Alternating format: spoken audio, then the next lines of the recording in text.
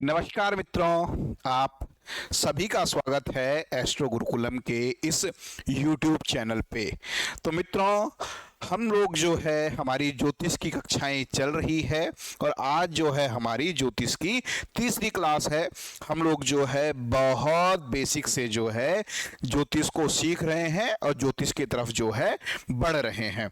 तो मित्रों, हमेशा कक्षा को प्रारंभ करने से पहले हम ज्ञान की आराध्य माँ शारदे, माँ सरस्वती से प्रार्थना करेंगे। हे माँ शारदे, पढ़ाने वाले को भी और सीखने वाले को भी दोनों को आप सद्बुद्धि दें।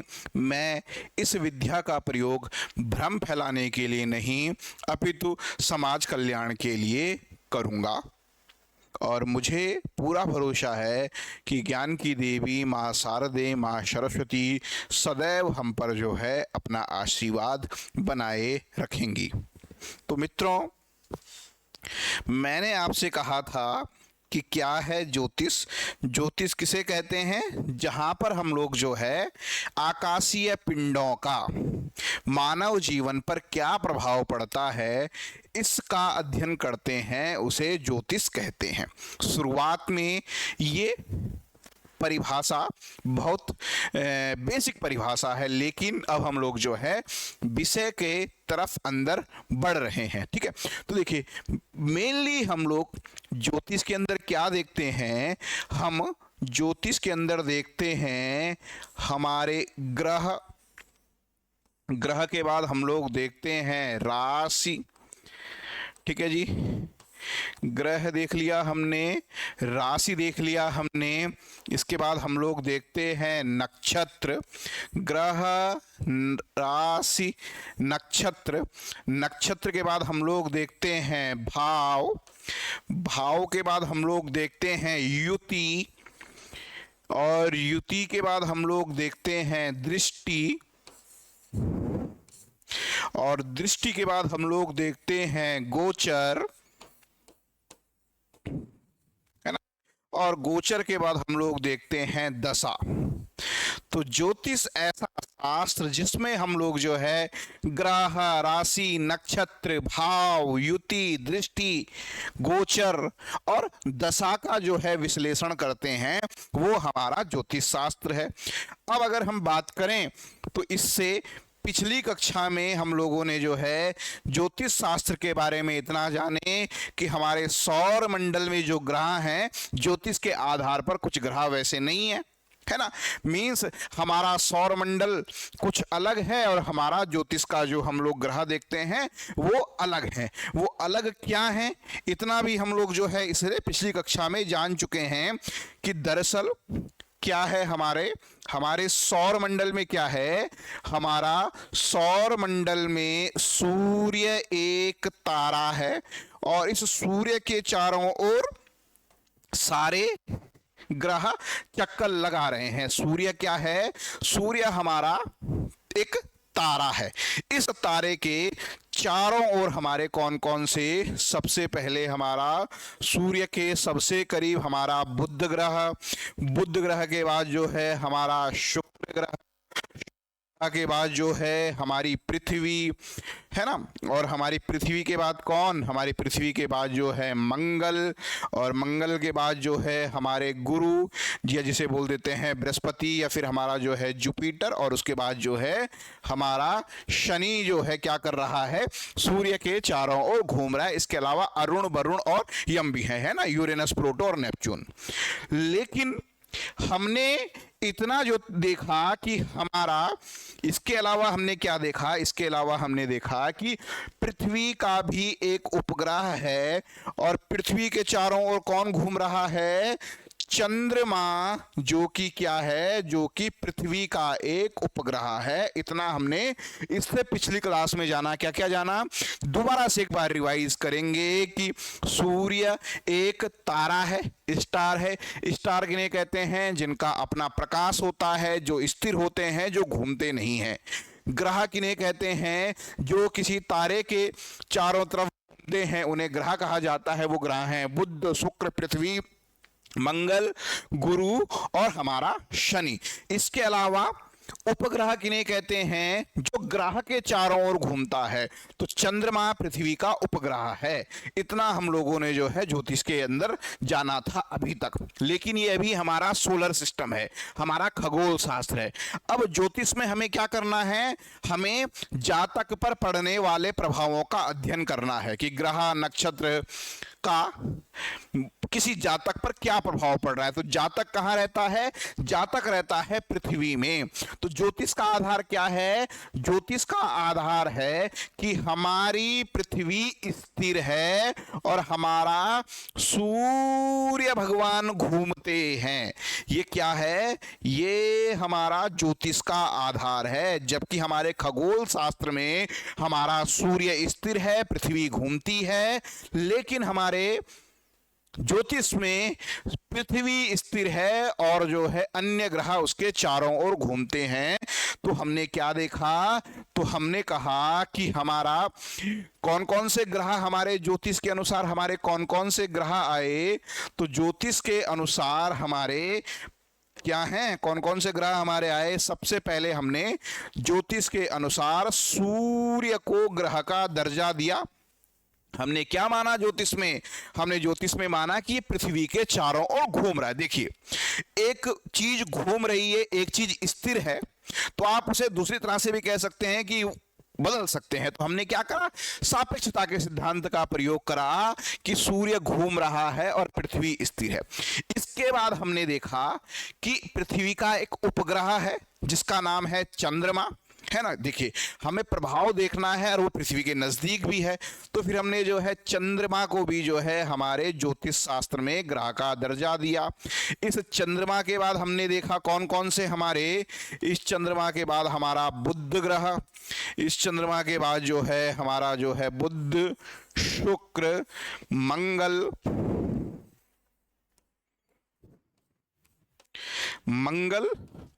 और हमारा जो है बृहस्पति और हमारे शनि। इन 7 ग्रहों को हमने क्या किया? ग्रहों का दर्जा दिया कि हमारे ज्योतिष में ये 7 ग्रह हैं। ठीक है। अब हमने देखा इसके अलावा हमने क्या देखा? इसके अलावा हमने देखा कि ये हमारे सूर्य भगवान हैं, है ना। पृथ्वी क्या करती है? पृथ्वी हमारे खगोल शास्त्र में सूर्य के चारों ओर चक्कर लगाती है, ऐसे घूमती है। और पृथ्वी के चारों ओर क्या है? पृथ्वी के चारों ओर हमारी चंद्रमा पृथ्वी के चारों ओर घूमती है। ये हमने देखा, इस प्रकार से घूम रही है। तो इस मार्ग पे, इस परिभ्रमण मार्ग पे 2 कटान बिंदु आते हैं जो क्या है? हमारे इमेजिनरी है ना।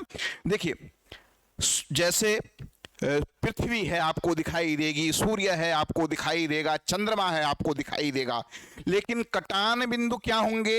ये बिंदु होंगे, लेकिन कोई दिखाई नहीं देगा यहाँ पे कि कोई आदमी है। जैसे हम बोल रहे हैं ना, पृथ्वी एक ग्रह है, चंद्रमा के बारे में उपग्रह की बात करें, लेकिन इन कटान बिंदु क्या है? ये एक इमेजनरी पॉइंट है, ये हमें दिखाई नहीं देंगे, लेकिन क्या है? काल्पनिक बिंदु इन्हें कह सकते हैं, हमारी कल्पना है। तो निचले कटान बिंदु को क्या कहा हमने? निचले कटान बिंदु को हमने कहा राहु, ऊपरी कटान बिंदु को हमने कहा केतु। इस प्रकार हमने देखा कि पृथ्वी में, है ना, पृथ्वी पर सबसे ज्यादा प्रभाव सूर्य और चंद्रमा का है। इसके बाद हमने देखा कि इस परिभ्रमण मार्ग में चंद्रमा जो है पृथ्वी के रास्ते को 2 बार काट रहा है। इन बिंदुओं का प्रभाव भी हमें पृथ्वी पर दिखाई दिया। तो इसलिए इन दोनों कटान बिंदु को हमने, निचले कटान बिंदु को नाम दिया राहु, ऊपरी कटान बिंदु को हमने नाम दिया केतु। और इन्हें हमने क्या करा? इन्हें हमने ज्योतिष में छाया ग्रह के रूप में स्वीकारा। तो ज्योतिष में हमारे 7 ग्रह हो गए हैं और हमारे 2 क्या हो गए हैं? 2 हमारे छाया ग्रह हो गए हैं। वो कौन कौन से हैं? वो 2 छाया ग्रह हमारे हैं राहु और हमारे दूसरे छाया ग्रह हैं केतु। आपको ये ज्योतिष के अंदर शामिल होने वाले 9 ग्रह आपको समझ में आ गए होंगे। हालांकि जब हम बहुत डीप लेवल पे ज्योतिष की तरफ जाएंगे तो हम लोग जो है अरुण वरुण का प्रयोग भी करेंगे, है ना, यूरेनस नेपच्यून का प्रयोग भी हम लोग करेंगे, लेकिन अभी नहीं। क्यों? अभी हमने देखा कि जो हमारी जॉर्डिक बेल्ट है, जो क्या है, जो 16 डिग्री की है, ये सारे ग्रह उसके अंदर आ जाते हैं, लेकिन राहु और केतु, ये तो इमेजरी पॉइंट, इनके बारे में हम बात नहीं कर सकते, लेकिन हमारे यूरेनस, प्लूटो और नेपच्यून है वो कई बार इससे बाहर निकल जाते हैं। तो इसलिए हमने ज्योतिष में उन्हें अभी फिलहाल ग्रह का दर्जा नहीं दिया। हमारे लिए ज्योतिष में 9 ग्रह हैं, है ना, 7 तो ये हो गए हैं और 2 हमारे छाया ग्रह, तो कुल हमारे ज्योतिष में 9 ग्रह हमने माने। इसके बाद हमने कल की कक्षा में बात करी किसके बारे में? कल की कक्षा में हम लोगों ने बात करी है राशि के बारे में। तो देखिए मित्रों, ये यहां पर है ना, ये मैंने देखो जॉर्डिक बेल्ट बनाई। इस जॉर्डिक बेल्ट को हमने क्या करा? 12 बराबर भागों में बांटा, है ना। क्या करा हमने? ये हमारा यहां पर, आप इसको समझिए, ये यहां पर हमारा इसको, ये सपोज ये हमारा क्या है? ये हमारा अंतरिक्ष है ना। अब मैं अंतरिक्ष को कैसे देख रहा हूं, थोड़ा समझिएगा मेरे दृष्टिकोण को कि मैं अंतरिक्ष को कैसे देख रहा हूं, है ना। ये मेरा अंतरिक्ष सपोज है, यहां से देख लेते हैं, ठीक है। ये अंतरिक्ष है ना। अभी तक मैं अंतरिक्ष को ऐसे देख रहा था, अब मैं अंतरिक्ष को ऐसे देख रहा हूं। अब मैंने जब अंतरिक्ष को ऐसे देखा तो उसका फिगर जो है मैं वो ऐसे बना रहा हूं, ठीक है। तो ये हमारा अंतरिक्ष गोल है ना। इस गोल को क्या करा मैंने जो है 12 बराबर भागों में बांटा, ठीक है। तो इस अंतरिक्ष को जो कि गोल है मैंने 12 बराबर भागों में बांटा, और वो क्या है हमारे, वो अंतरिक्ष को 12 बराबर भागों में बांटने पर प्रत्येक भाग को मैंने क्या कहा? प्रत्येक भाग को मैंने एक राशि नाम दिया। क्या कहा कि ये राशि है। थोड़ा दिशाओं को भी देख लेते हैं इसमें। ये है हमारी पूर्व दिशा, ये है हमारी यहां पर पश्चिम दिशा, है ना, ये है यहां पर हमारी उत्तर दिशा, और ये है यहां पर हमारी दक्षिण दिशा, ठीक है। मेरे को बहुत सारे इसमें विद्यार्थी ऐसे होंगे कि जो बिल्कुल हिंदी जिनको जो है थोड़ा सा सही नहीं लग रही होगी, तो उनके लिए भी थोड़ा सा जो है मैं इंग्लिश का भी प्रयोग करने की कोशिश करता हूं। ये है हमारी ईस्ट डायरेक्शन, ये है हमारी वेस्ट डायरेक्शन, ये है मेरी नॉर्थ डायरेक्शन, और ये है मेरी साउथ डायरेक्शन, ठीक है। चारों डायरेक्शंस को मैंने क्या करा? 12 बराबर भागों में बांट दिया अंतरिक्ष को। फिलहाल हम अंतरिक्ष की बात कर रहे हैं, और प्रत्येक भाग को मैंने क्या कहा? प्रत्येक भाग को मैंने एक राशि नाम दिया। हालांकि मैं नंबरिंग भी कर सकता था। वो नंबरिंग मैंने कैसे करी? वो नंबरिंग मैंने ऐसे करी, इसे कहा भाई ये 1 नंबर है, ये 2 नंबर है, ये 3 नंबर है, ये 4 नंबर है, ये 5 है, ये 6 है, ये 7 है, ये 8 है, ये 9 है, ये 10 है, ये 11 है, और ये क्या है? ये 12 है, ठीक है जी। तो देखिए 360 डिग्री पूरा का पूरा कितना है? पूरा का पूरा जो है कितना है? 360 अंश है। तो 360 अंश को हमने 12 बराबर भागों में बांटा, तो एक भाग कितने अंश का आया? 30 अंश का आया। और इसे हमने क्या कहा? इसे हमने एक राशि नाम दिया, ठीक है। क्या कहा? ये राशियां हैं। अब इन राशियों को हमने अलग अलग नाम दिए। तो एक राशि में देखो, यहां से हमें जो है अपने बेसिक्स अच्छे स्ट्रॉन्ग करते हुए चलने हैं। एक राशि में क्या होता है? एक राशि में होते हैं 30 अंश।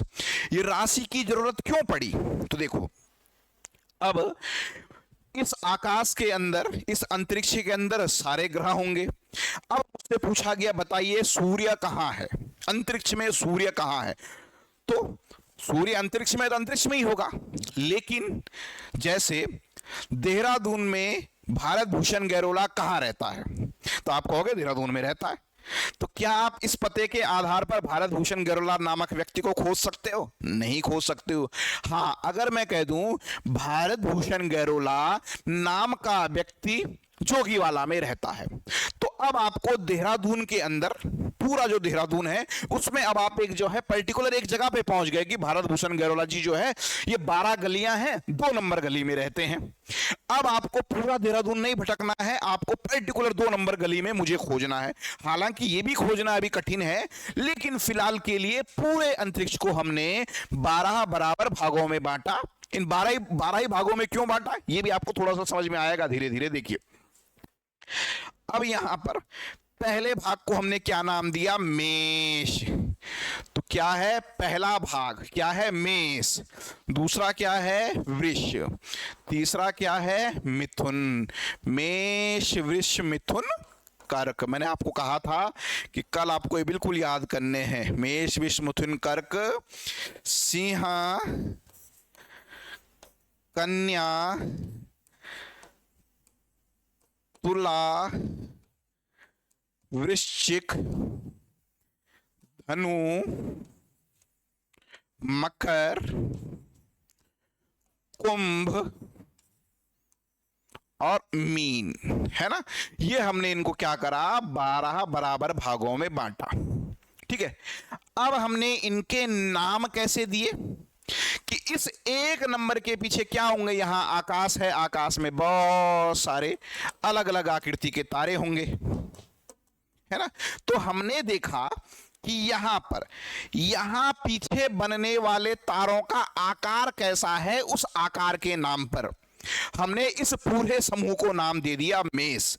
तो राशि क्या है, राशि कुछ नहीं है, राशि क्या है, राशि तारों का समूह है।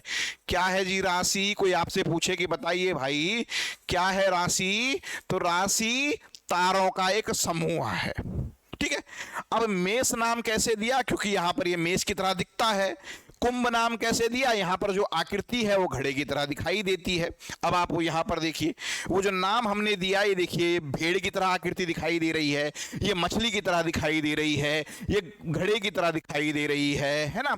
तो ये अलग अलग, ये धनुष लिए है तो धनु हमने नाम दे दिया। तो ये जो नाम दिए गए हैं, ये नाम कैसे दिए गए हैं, अंतरिक्ष से। अंतरिक्ष को क्या करा हमने, 12 बराबर भागों में बांटा, है ना।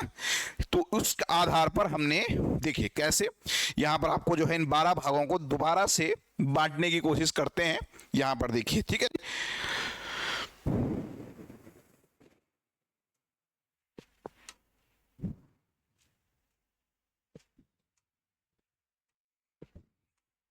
है ना।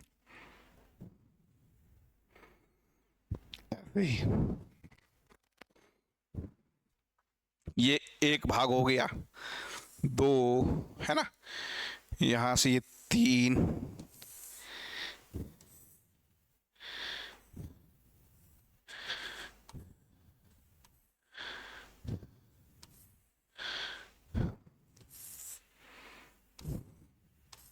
ठीक है जी। ये 12 बराबर भागों में हमने बांट दिया, मेष वृष मिथुन कर्क सिंह कन्या तुला वृश्चिक धनु मकर कुंभ और मीन, 12 बराबर भागों में बांट दिया। पीछे देखा है तारे की आकृति जैसा बना रही है, उस आधार पर हमने जो है इसका नाम रख दिया। तो यहां तक आपको थोड़ा समझ में आया होगा। एक और इंपॉर्टेंट चीज देखिए, ये क्या है हमारा, इसे हम बोलते हैं जॉर्डिक बेल्ट राशि चक्र। ये कहां पर ये आकृति बनेगी, ये आकृति जैसे जैसे हमारे पास हमारी पूरी पृथ्वी गोल है, ऐसे गोल है ना, अंतरिक्ष गोल है, तो पूरे अंतरिक्ष में नहीं, जॉर्डिक बेल्ट कहां पर होगी, जॉर्डिक बेल्ट एक सेंटर में होगी, जो कितने डिग्री की होगी, 16 अंश की होगी, 8 अंश ऊपर और 8 अंश नीचे। तो ये वो जॉर्डिक बेल्ट है ना। इस जॉर्डिक बेल्ट को हमने 12 बराबर भागों में बांटा। यहां पर ही क्यों बांटने की जरूरत पड़ी हमें, क्योंकि सारे ग्रह इस जॉर्डिक बेल्ट के अंदर ही रहते हैं, ये हम प्रैक्टिकली रूप से देख चुके हैं, इस राशि वृत्त के अंदर ही रहते हैं। तो इसलिए अब थोड़ा सा यहां पर राशि में आए हैं तो थोड़ा और अच्छी चीजें देखेंगे। देखिए अब क्यों ये 12 राशियां हुई, तो देखिए इसका कहीं ना कहीं एक विज्ञान ये भी है कि हमारा सूर्य भगवान जो है हर राशि में 1 माह रहते हैं, है ना। सूर्य भगवान हर राशि में 1 महीने का समय व्यतीत करते हैं। अब आप देखिए, एक आपने वर्ड सुना होगा संक्रांति। देखिए भारतवर्ष में है ना, महीनों को मानने के अलग अलग तरीके हैं। कई लोग जो है सूर्य के आधार पर कैलेंडर को मानते हैं और कई लोग जो है चंद्रमा के आधार पर कैलेंडर को मानते हैं। एक ज्योतिषी को पता होना चाहिए। तो देखिए, जब अंतरिक्ष में क्या होंगे, सूर्य भगवान घूम रहे होंगे, तो सूर्य भगवान को सपोज है ना, सूर्य भगवान अगर घूमते हैं तो सूर्य भगवान, आपको पता है प्रतिदिन कितना डिग्री चलते हैं? सूर्य भगवान प्रतिदिन 1 डिग्री चलते हैं। एक राशि कितने डिग्री की होती है? एक राशि होती है 30 अंश की, और सूर्य भगवान एक दिन में 1 अंश चलते हैं। तो इस प्रकार से आप देखोगे कि एक राशि को पार करने में सूर्य भगवान को क्या होगा, 30 दिन का समय लगेगा, है ना, पहली चीज। दूसरी चीज आप देखिएगा, है ना, जब सूर्य भगवान जैसे यहां पर है, अभी किसी से कहा कि सूर्य भगवान कहां है, डेली चलते चलते सूर्य भगवान यहां पर आ गए। अब सूर्य भगवान क्या होगा, धनु राशि को छोड़ के कहां पर जा रहे हैं, मकर राशि में जा रहे हैं। तो इसे बोलते हैं मकर संक्रांति। उस दिन को, जिस दिन कहां पर आ जाएंगे सूर्य भगवान, सूर्य भगवान यहां पर आ जाएंगे, धनु राशि को छोड़ के मकर राशि पे जिस दिन आ जाएंगे उसे हम कहेंगे मकर संक्रांति। ठीक है, फिर डेली 1-1 डिग्री चलेंगे 30 दिन बाद उसके, है ना, उसके 30 दिन बाद। इसको समझने की, थोड़ा सा ऐसे समझने की कोशिश करते हैं। हम आजकल मकर संक्रांति कब मानते हैं, 14 जनवरी को मानते हैं, तो 14 जनवरी को, ठीक है, तो 14 जनवरी को क्या हो जाएगा, 14 जनवरी को सूर्य भगवान जो है मकर राशि में आ जाएंगे, तो हमारी मकर संक्रांति हम बोलते हैं, है ना, खिचड़ी संक्रांति। ठीक है, कई जगह इसे जो है नववर्ष के रूप में भी मनाया जाता है। अब यहां से देखिए, अब सूर्य भगवान क्या हो रहे हैं, इस दिशा से, दक्षिण दिशा से कहां जा रहे हैं, उत्तर दिशा में जा रहे हैं। तो इसे उत्तरायण भी बोलते हैं, है ना, इसे क्या कहते हैं, इसे कहते हैं उत्तरायण। देखो वहां पर आप शायद कंफ्यूज हो रहे होंगे, तो मैं दोबारा से यहां पर एक बार फिगर जो है आप सब लोगों के लिए अच्छे तरीके से, ताकि आप लोगों को कोई कंफ्यूजन न रहे, है ना, क्योंकि वहां पर बहुत सारी चीजें जो है मैंने लिख दी हैं। ठीक है, चलिए यहां पर ये हमारी क्या है, ये हमारी पूर्व दिशा है, ये हमारी पश्चिम दिशा है ना, ये हमारी कौन सी दिशा है, ये हमारी जो है उत्तर दिशा है, और ये हमारी जो है दक्षिण दिशा है। ठीक है जी, अब यहां से देखिए, मेष, वृष, मिथुन, कर्क, सिंह, कन्या, तुला, वृश्चिक, धनु, मकर, कुंभ, मीन। ठीक है, ये भी देखो बहुत बेसिक चीज है, आपको पता होनी चाहिए, इसलिए मैं यहां पर बता रहा हूं। ठीक है, दूसरा, अगला आपको मैंने एक और काम दिया था, आपको हर राशि का याद होना चाहिए। 1 नंबर मतलब मेष राशि, 2 मतलब वृष राशि, 3 मतलब मिथुन राशि, 4 मतलब कर्क राशि, 5 मतलब सिंह राशि, 6 मतलब कन्या, 7 मतलब तुला, 8 मतलब वृश्चिक, 9 मतलब धनु, 10 मतलब मकर, 11 मतलब कुंभ और 12 मतलब मीन। अब यहां पर देखिए, जब सूर्य भगवान, कितने तारीख की बात होगी ये बात होगी हमारे 14 जनवरी की। ठीक है, तो देखिए अलग अलग हो सकता है। देखिए इसका कारण क्या है अलग अलग होने का, कभी सर कहते हैं सर कभी तो मकर संक्रांति 13 तारीख को हो जाती है, 13 जनवरी को, कभी 14 जनवरी को, कभी 15 जनवरी को। तो कारण क्या है, इसका कारण है कि सूर्य पृथ्वी के चारों ओर तो घूम रहा है यहां पर, लेकिन अपनी धुरी पर भी घूम रहा है, इसलिए वो 1-2 दिन ऊपर नीचे हो जाते हैं। ठीक है, 14 जनवरी को सपोज आए, तो 14 जनवरी को हमने कहा मकर संक्रांति। ठीक है, और इसे जब सूर्य भगवान यहां से यहां तक रहेंगे, इसे हम लोग बोलते हैं उत्तरायण। तो उत्तरायण किसे कहा जाता है, जब सूर्य भगवान मकर राशि में प्रवेश करते हैं, तो तो उसे उत्तरायण बोलते हैं। इसे बोलते हैं कि ये क्या हो गया है, देवताओं का दिन शुरू हो गया है, देवताओं का दिन कहा जाता है। ठीक है, जैसे हमारा दिन 24 घंटे का होता है जिसमें 12 घंटे का दिन 12 घंटे की रात, वैसे ही देवताओं का 6 महीने का दिन होता है और 6 महीने की रात। अब जैसे ही कब होगा, 14 जनवरी को यहां होंगे, 14 फरवरी को क्या होगा, मैं 30 दिन मान के कर रहा हूं, ठीक है, 14 फरवरी को, यहां पे 14 मार्च को, यहां पर 14 अप्रैल को, यहां पर 14 मई को, यहां पर 14 जून को, और यहां पर क्या हो जाएगा 14 जुलाई को। ठीक है जी, 14 जुलाई या 15 जुलाई। ठीक है, तो 14 जुलाई या 15 जुलाई के बाद क्या हो गया है, अब सूर्य भगवान आगे की तरफ बढ़ेंगे, तो अब क्या हो गए हैं, उत्तर दिशा से दक्षिण दिशा की तरफ जा रहे हैं, तो इसे बोलते हैं दक्षिणायन। तो आपको पता चला उत्तरायण और दक्षिणायन का मतलब क्या है, कि सूर्य भगवान जब दक्षिण दिशा से उत्तर दिशा की ओर जाते हैं उसे बोलते हैं उत्तरायण। ये देवताओं का दिन होता है ना। तो देवताओं का दिन पूरे 14 जनवरी से लेके 14 जुलाई तक देवताओं का दिन है, देवता जगे हुए हैं। और जैसे ही 14 जुलाई से लेके 14 जुलाई यहां आई, 14 अगस्त यहां आया है ना, 14 सितंबर यहां आया, ठीक है जी, सितंबर, 14 अक्टूबर यहां आया, 14 नवंबर यहां आया, 14 दिसंबर यहां आया, है ना, और 14 जनवरी, ये 6 महीने, इस 6 महीने क्या है, कहां है, दक्षिणायन में है सूर्य भगवान, मींस देवता लोग सोए हुए हैं, है ना। यहां पर क्या होता है दक्षिणायन में, दक्षिणायन में देवताओं की रात्रि होती है। क्या होता है जी दक्षिणायन में, दक्षिणायन में देवताओं की देवताओं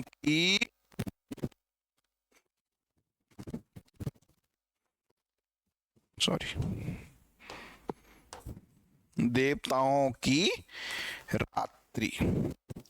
तो थोड़ा समझ में आया आपको।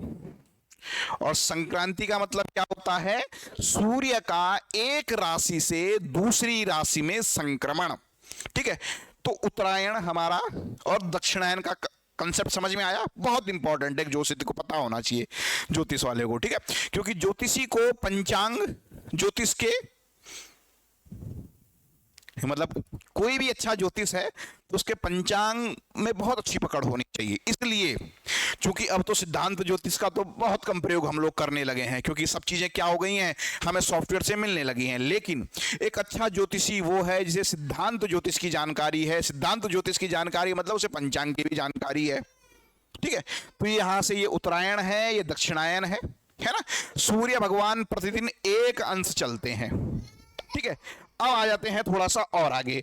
यहां पर हमने सूर्य भगवान को तो देख लिया कि सूर्य भगवान प्रतिदिन एक अंश चलते हैं, और सूर्य भगवान को यहां से अगर हम बात करें, यहां पर मैं एक दोबारा से जो है राशि चक्र बना रहा हूं यहां पे।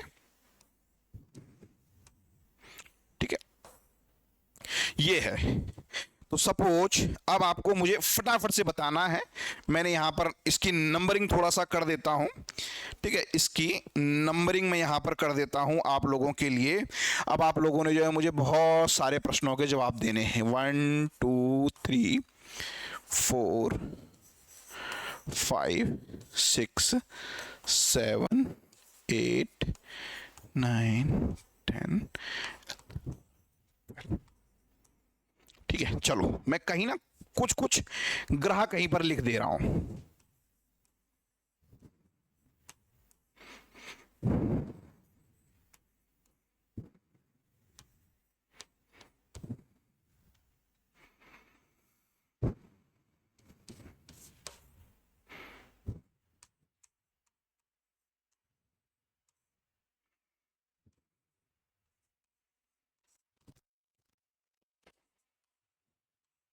ठीक है, ये मैंने ब्रह्मांड का एक नक्शा बनाया और ये ब्रह्मांड के नक्शे में ऐसा कुछ आया। ठीक है, नंबरिंग मैंने कर दी आप लोगों के लिए, तो थोड़ा सा आपके लिए क्या हो गया, आसान हो गया। अब आपसे बताइए कि बताइए भाई इस समय पर सूर्य किस राशि में है।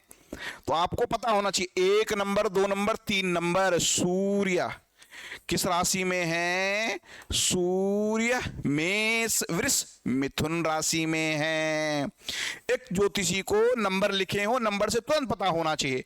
अच्छा, वृष राशि में कौन कौन है? सूर्य तो मिथुन राशि में है। वृष राशि में कौन कौन है? बृहस्पति और शुक्र, है ना। बृहस्पति बोले तो गुरुदेव, है ना, और हमारे जो है शुक्र, गुरु और शुक्र कहाँ है? गुरु और शुक्र वृष राशि में है। अच्छा, आपसे पूछा जाए बताओ भाई फटाफट से मंगल कहाँ है, तो आप देखेंगे मंगल 10 में है। 10 बोले तो मकर राशि में है। मंगल कहाँ पर है? मंगल मकर राशि में है। ठीक है, अब आपसे पूछा जाए कि बताइए भाई शनिदेव कहाँ पर हैं, तो आप कहोगे सर शनि के आगे लिखा हुआ है 4, तो मतलब बोले तो किस राशि में है? कर्क राशि में है। अब आपसे कोई कि बताइए भाई राहु कहां पर है, बताओ राहु कहां पर है? सर राहु का आगे लिखा है 5, 5 का मतलब होता है सिंह राशि। ठीक है जी, तो इस तरह से आपने सारे ग्राफ दिखा दिए, 1 2 3 4 5 6। अभी कौन बचे हैं हमारे? अभी हमारे शुक्र भी हो गए हैं, है ना, हो गए 4 हो गए, 4 और 2 6 हो गए हैं। कौन कौन ग्रह रह गए हमारे? अभी सूर्य, चंद्रमा, है ना, चंद्रमा हमारी रह गई है। चंद्रमा को यहां पर कर दीजिए, तो चंद्रमा किस राशि में हो गई है? तुला राशि में। चंद्रमा हमारी किस राशि में हो गई है? चंद्रमा हमारा तुला राशि में हो गई है। तो सूर्य आ गया है, चंद्रमा आ गई है, बुध देव हमारे नहीं आए हैं, है ना, बुध आ गया है 11 पे है ना। तो बुध हमारे किस राशि में है? बुध हमारा अंतरिक्ष में आज किस राशि पे है जी? बुध। ये सपोज आज का नक्शा हो सकता है, कोई भी हो सकता है, मैं भी आपको केवल बता रहा हूं, समझाना चाह रहा हूं। तो देखिए 11 नंबर क्या होता है? 11 नंबर मतलब कुंभ राशि। अब आप कहोगे सर इतना बढ़िया तो आपने निकाल के दे दिया, राहु के बारे में बता दिया, केतु कहां होगा? तो देखो सिंह 5 है, तो सिंह से 7वीं राशि आपको कर लेनी है। यहां 5 है तो 5 में आपको क्या कर देना है? 5 के बाद आपको जो है 6 और गिन लेना है। क्या कर देना है? क्योंकि क्या होते हैं आपस में एक दूसरे के अपोजिट होते हैं, तो 7वां गिन देना है। तो 1 2 3 4 5 6 7, या फिर इसमें सीधा 6 जोड़ दीजिए, तो 6 और 5 क्या हो गया? 11। 11 हो गया बोले तो आपका कहां? बुध देव के साथ ही हमारे केतु भी कहां बैठा है? केतु भी कुंभ राशि में बैठा है। ठीक है, तो ये ग्रह का नक्शा है, इस ग्रह के नक्शे को देख के हम बता सकते हैं। अब अगला सवाल आता है कि जैसे राशियां हैं, इसके ये अंतरिक्ष है, अंतरिक्ष में अलग अलग राशि हैं, ग्रह इसके चारों ओर घूम रहे हैं, है ना। तो अब आपको यह भी पता होना चाहिए कि जैसे अब आपने देखा, आपके पास आया कोई भी कुंडली अगर आप देखोगे और उस कुंडली में सूर्य भगवान किस राशि में है, ये देख के आप लगभग आप बता सकते हो कि किस महीने की बात हो रही है ना, ये किसका जन्म कौन से महीने में हुआ। तो अगर आप देखोगे कि किसी की कुंडली में आपने देखा कि सूर्य सिंह राशि में है, तो आप इतना आइडिया लगा दोगे कि इसका जन्म कहां 14 अगस्त से 14 सितंबर के बीच हुआ है। 1-2 दिन देखो ऊपर नीचे हो सकते हैं, क्योंकि क्या है, पृथ्वी भी गोल नहीं है, सूर्य भगवान भी जो है जो परिभ्रमण मार्ग है वो भी गोल नहीं है ना, और अपनी धुरी पर भी घूम रहे हैं, तो ऐसा पता लगा सकते हैं। आपसे कहा कि किसी की राशि है मकर राशि, बताइए उसका जन्म कौन से महीने में हुआ।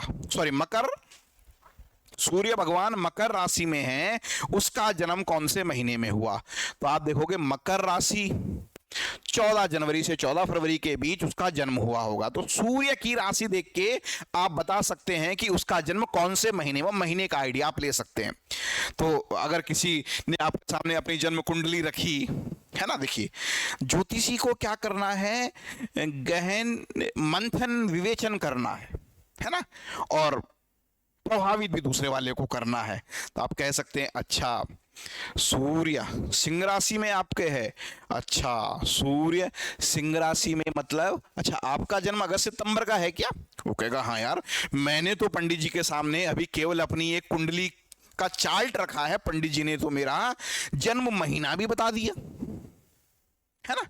और अगर उसने डिग्री भी दे रखी हो, है ना, क्योंकि सूर्य एक राशि में 30 अंश का होता है, एक राशि 30 अंश की होती है, तो सूर्य सिंह राशि में कितने अंश में है, तो उससे हम और अच्छा बता सकते हैं, बिल्कुल डेट के करीब पहुंच सकते हैं, तो आपसे और इंप्रेस हो जाएगा। उसने कहा कि सूर्य, सपोज सूर्य कितने अंश का है, सूर्य 15 अंश का है सिंह राशि में, तो आप तुरंत कह दोगे 14 सितंबर से 15 सितंबर, 14 अगस्त से 15 सितंबर के बीच। बोले तो सर आपका जन्म क्या 30-31 अगस्त या 1-2 सितंबर का है, आप और करीब पहुंच गए, है ना।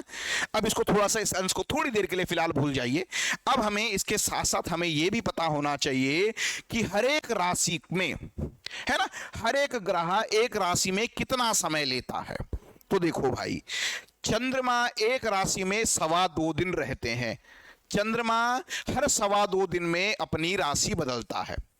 आई बात समझ में, चंद्रमा हर 2.25 दिन में अपनी राशि बदलता है, सूर्य हर एक माह में अपनी राशि बदलता है, बुध और शुक्र, है ना, ये औसतन दिन कभी कम ज्यादा हो सकते हैं, लेकिन थोड़ा सा याद करने के लिए कि बुध एक राशि में लगभग 21 दिन रहता है, शुक्र लगभग 27 दिन रहता है, मंगल एक राशि में कितने दिन, 45 दिन रहता है, गुरु एक राशि में 1 साल रहते हैं, चंद्र आपके शनिदेव एक राशि में 2.5 साल रहते हैं, है ना। तो बोलते हैं इसकी तो शनि की 7.5 चल रही है, वो 7.5 क्या होती है मैं आपको हालांकि आगे बताऊंगा। तो शनिदेव एक राशि में 2.5 साल रहते हैं, और राहु केतु की अगर बात करें तो वो एक राशि में कितने, 1.5 साल रहते हैं। इसलिए शनि जी के लिए कहा गया धीरे धीरे, मतलब ये धीरे धीरे ही घूमते हैं, इसलिए शनि कहा गया है शनि जी के लिए कि धीरे धीरे। ठीक है, तो आई बात समझ में। क्या मैंने कहा, मैंने आपको समझाने की कोशिश करी कि कैसे समझाने की कोशिश मैंने आपको करी, मैंने आपको समझाने की कोशिश करी कि यहां पर देखिए सूर्य भगवान घूमते हैं, तो सूर्य भगवान को जैसे यहां पर ये राशि चक्र मैंने बनाया,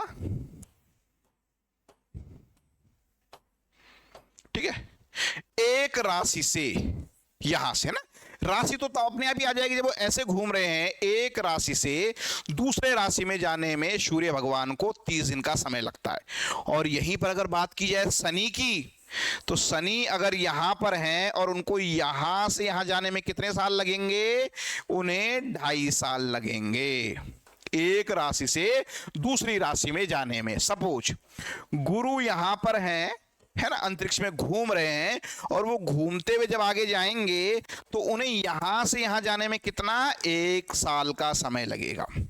और सबसे मजेदार देखिए, चंद्रमा अगर यहां पर है और चंद्रमा को क्या करना है, यहां से यहां तक जाना है, तो उन्हें कितने, 2.25 दिन, 2.25 डेज लगेंगे, 2.25 दिन लगेंगे। अगर बात की जाए किसकी, मंगल की, तो सपोज मंगल अभी यहां पर है, मंगल को यहां से यहां आने में कितने दिन का समय लगेगा, लगभग औसतन 45 दिन का समय लगेगा।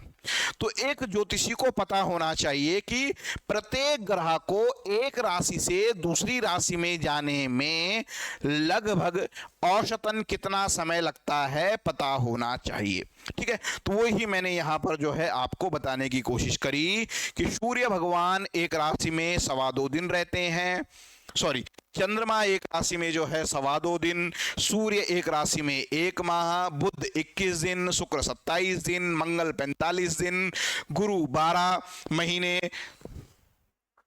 आपके शनिदेव 2.5 साल, और आपके जो है राहु और केतु कितने, 8 और 9 को यहां पर एक साथ ही लिख लेते हैं, 9, राहु और केतु आपके एक राशि में जो है कितने साल रहते हैं, 1.5 साल रहते हैं। ठीक है, अब देखिए थोड़ा सा, अब हम जो है और थोड़ा अंदर की तरफ चलते हैं। अब यहां पर मैं आपको थोड़ा सा और बताना चाह रहा हूं, इसको थोड़ा अच्छे से समझिएगा, हम नक्षत्र के कंसेप्ट को अब यहां पर जानने की कोशिश करेंगे। देखिए अभी तक यहां पर है ना। अब मैं क्या करूंगा, मैं नंबरिंग कर रहा हूं, ठीक है। नंबरिंग से क्या होगा, आपको रिकॉल भी होगा कि 5 नंबर सिंह राशि होती है, 7 नंबर तुला राशि होती है ना। ये भी आपको जो है पता होना चाहिए। और 12 नंबर मीन राशि होती है, 11 नंबर कुंभ राशि होती है। ये है, ये अंतरिक्ष को बांटा। सपोज यहां पर मुझे किसी ने बताया कि यार मकर राशि में चंद्रमा भी है और मकर राशि में बृहस्पति भी है ना। ये किसी ने बताया। चंद्रमा जी कहां हैं, किसी ने कहा अरे चंद्रमा जी जो आकाश में परिभ्रमण कर रहे हैं, आज तो वो मकर राशि में है। अच्छा बृहस्पति जी कहां हैं, बोले बृहस्पति जी भी मकर राशि में है। ठीक है जी, दोनों की युति हो गई है ना। ठीक है चलिए, लेकिन क्या ये एक ही जगह पर होंगे, थोड़ा अलग अलग जगह पर होंगे। तो अभी हमने क्या करा, यहां पर देखिए, पहले हमने इस अंतरिक्ष को 12 बराबर भागों में बांटा, तो एक भाग 30 अंश का आया। ठीक है, और इस अंश को हमने क्या कहा, 30 अंश को हमने संज्ञा दी कि ये एक राशि है। अब हमने इसी अंतरिक्ष को, है ना, देखिए राशियां स्थिर होती, राशियां अपनी जगह पर है ना। ये राशियां अपनी जगह पर हैं, ऐसा समझिएगा। ये राशि जो तारों का समूह है पीछे, ये सब क्या है, ये सब अपनी जगह पर है। अब अगर हमने इसी अंतरिक्ष को थोड़ा सा समझने के लिए हमने क्या करा, हमने 27 बराबर भागों में बांटा। तो आप इसको डिवाइड करो जरा 27 से, तो क्या होगा, ये अंश है ना। तो ये कितना आएगा, दो भाग दो। थोड़ा सा आपको यहां पर और फॉर्मूले गणित के यूज होंगे, तो थोड़ा सा उनको भी समझने की कोशिश करेंगे। अब आप क्या कर रहे हैं, अंश में भाग दे रहे हैं। तो देखिए 27 एकम 27 यहां पर हो गया, कितना आ गया यहां से, है ना, यहां से आ गया है इतना। ये अब यहां से ये भी आ गया है 130, कर दीजिए, क्या हो जाएगा यहां से, 9, सॉरी 9 ही आएगा ना, 1 तो आएगा ही नहीं, 90 आ गया। अब आप देखिए, अब आपको क्या करना है, अब यहां से 3 टाइम्स चला गया, है ना, तो यहाँ 21, ये आ गया 81, कितना बचा, 9 बच गया। अब 9 में तो भाग जाता नहीं है, तो देखिए इसको देखिए, एक अंश, ठीक है जी, एक अंश में हमारे होते हैं 60 कला। ठीक है जी, कई जगह जो है इसे मिनट भी बोलते हुए मिलेंगे आप लोग, कई लोग इसको मिनट भी बोलते हैं। ठीक है जी, और एक कला में होती है 60 विकला, है ना, यह सेकंड। तो एक अंश में होते हैं 60 मिनट और एक मिनट में होते हैं 60 सेकंड। तो यहां से अगर आप इसको करोगे तो अब ये 9 बचा है, 9 को क्या कर दोगे आप, 9 क्या है, 9 अंश है, तो इसको आप क्या कर दोगे, मिनट में कन्वर्ट करोगे तो 7 से बदल दोगे, तो ये कितना आपका आ जाएगा, 6 से आप इसको कर दीजिए। अब यहां से तो एक नक्षत्र, है ना, एक नक्षत्र का अगर आप भाग दोगे तो कितना आ जाएगा, यहां से आपने क्या करा, 9 अंश जो बचा इसको 60 से कर दिया आपने, है ना, 60 से आपने एक अंश 60 मिनट का है, तो 9 इंटू 60 हो गया। तब आप इसको दोगे यहां से तो कितना आ जाएगा, 0.20। ठीक है, तो 13 अंश, है ना, 13 अंश 20 मिनट का। अब हमने क्या कर दिया, इस 360 डिग्री को 27 बराबर भागों में बांटा और वो एक भाग कितने अंश का आ गया, 13 अंश 20 मिनट का आ गया। लेकिन हमने कहा यार अभी तो 30 डिग्री का था, ज्यादा से ज्यादा हमने अभी क्या कर दिया, 2.25 में कन्वर्ट कर दिया, यही तो करा हमने, नहीं इसको और करो जी। तो क्या कर सकते हैं जी, फिर ये डिसाइड हुआ कि ऐसा करो कि ये अब हमारा ये आया एक नक्षत्र, ये क्या आया, ये हमारा आया एक नक्षत्र। तो लेकिन हमने क्या कहा, नहीं यार इसको थोड़ा और वो करो, तो एक नक्षत्र के हमने क्या करे, एक नक्षत्र के हमने उसको भी हमने 4 चरणों में तोड़ दिया। क्या करा हमने, एक नक्षत्र को 4 चरणों में हमने तोड़ दिया। ठीक है, तो अब देखो एक नक्षत्र कितने डिग्री का होता है, 13 अंश 20 मिनट का होता है। अब इसमें 4 चरणों में हमने तोड़ दिया, ये इसको क्या बोलते हैं, पाद, 4 पादों में हमने इसको तोड़ दिया। तो 4 से फिर जो है इसको और डिवाइड करो, है ना। 13 अंश 20 मिनट को अगर आप करोगे तो कितना आ जाएगा, यहां से 4 तियां 12 हो गया। कितना बचा यहां से 1 अंश, और 60 में हमारा क्या बचा, 20 मिनट बचा। अब आप देखिए, एक अंश में कितने होते हैं, एक अंश में होते हैं हमारे 60 मिनट। तो 60 मिनट और प्लस 20 मिनट कितना हो गया, 80 मिनट हो गया। तो ये कितना आ गया टोटल, यहां से आ गया 80 मिनट। 80 मिनट का 4 से अगर आप भाग दोगे तो कितना आ जाएगा, 20 आ जाएगा। तो 3 अंश 20 मिनट का एक। अब क्या हमने देखा यहां से, थोड़ा सा इसको यहां पे कहीं पे मैं लिख लेता हूं, क्या क्या हमने देखा, हमने देखा एक नक्षत्र है ना, एक नक्षत्र, नक्षत्र क्या है, अंतरिक्ष को हमने 27 बराबर भागों में बांटा, एक भाग को हमने क्या दिया, नक्षत्र कहा। और एक नक्षत्र कितने उसका होता है, 360 डिवाइडेड बाई 27, तो कितना हो गया हमारा, 13 अंश और 20 मिनट का हमारा एक नक्षत्र होता है। इसे क्या बोलते हैं, 13 अंश, है ना, और ये क्या हो गया है हमारा 20 मिनट। आप इसे और क्या क्या कह सकते हैं, इसे आप 20 कला भी बोल सकते हैं, ठीक है। अब आ जाइए आगे। अब हमने क्या करा, एक नक्षत्र के क्या होते हैं, एक नक्षत्र के 4 चरण होते हैं, एक नक्षत्र के 4 चरण होते हैं। तो एक चरण कितने का होगा भाई, अब 13 अंश 20 मिनट का एक नक्षत्र है, इसके भी 4 भाग हैं, है ना। तो इसको क्या करा हमने, 13 अंश 20 मिनट को 4 से डिवाइड किया, तो ये कितना आया, ये हमारा आया 3 अंश 20 मिनट, है ना। मिनट के लिए एक ही लगेगा, है ना, 3 अंश 20 मिनट, ठीक है। तो एक नक्षत्र का एक चरण कितने का होता है, 3 अंश 20 मिनट का होता है, ठीक है जी। अब यहां पे मैं थोड़ा सा इसको एक बार और फॉर्मूला लिख लेता हूं। एक अंश में होते हैं 60 मिनट, कई लोग इसे मिनट में पढ़ते हैं, है ना। वैसे जो हमारे ज्योतिष में है इसे कहा जाता है कला। एक अंश में 60 कला, एक कला में 60 विकला, 60 विकला। लेकिन हम लोग क्या हैं, कला को हम लोग बोल देते हैं मिनट और विकला को हम लोग बोल देते हैं सेकंड, ठीक है जी। तो अपना अपना वो है, इसका प्रयोग करके हमने ऐसे करा।